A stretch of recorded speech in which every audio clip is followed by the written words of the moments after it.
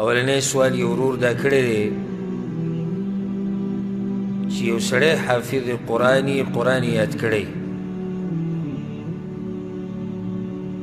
نو د ده جسم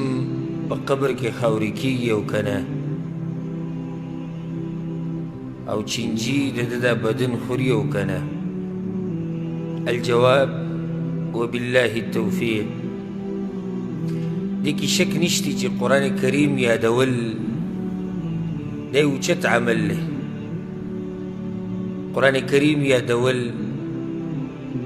په هغې باندې عمل کول د هغې ترجمه یې زده کول د هغې تفسیر یې زده کول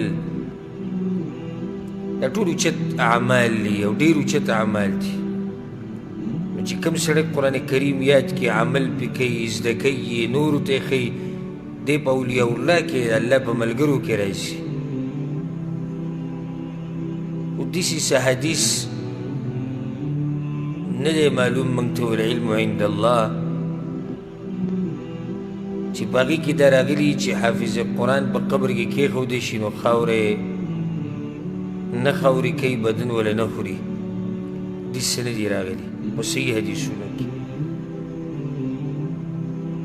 دا خبره دلته بله یاده ساتئ اهمه د یو سړي خاورې کېده په خاورو کې دا ګورې د دې دلیل نه دی چې دا سړی بېدینه دی لکه اوس د پیغمبرانو باره کې خو نص راغلی چې پیغمبران د هغوی بدنونه الله حرام کړي دي په څه باندې په خاوره باندې دې باره کې خو نص دی خو د هغې نه علاوه شهید شو عالم شو تقوادار بنده شو او حافظ قرآن شو دوی باره کې څه نصوص نه دي راغلي چې دوی نه خاورې کېږي نو کیدی شي چې خاورې شي او کیدی شي چې خاورې نه شي کله داسې هم کېږي یو سړی ډېر وخته پورې الله یې وساتي او شوي دي چې تاریخ کې داسې شوي هم دي ډېر نیکان بندګان د الله ډېر وخت بعد قبر کولاو شوی دی او هغه روغ رمټ پروت وي او داسې هم کېدی شي چې جسم د هغه خاورې شي او دا به د هغه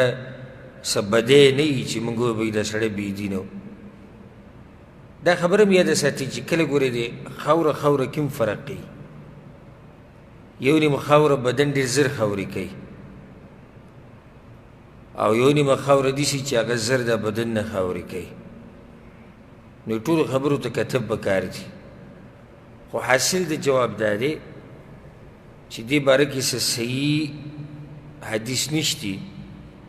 چې په هغې کې دې دا راغلي چې یو سړی قرآن یاد کړي حافظ قرآن نو د هغه بدن نه خاورې کېږي والله اعلم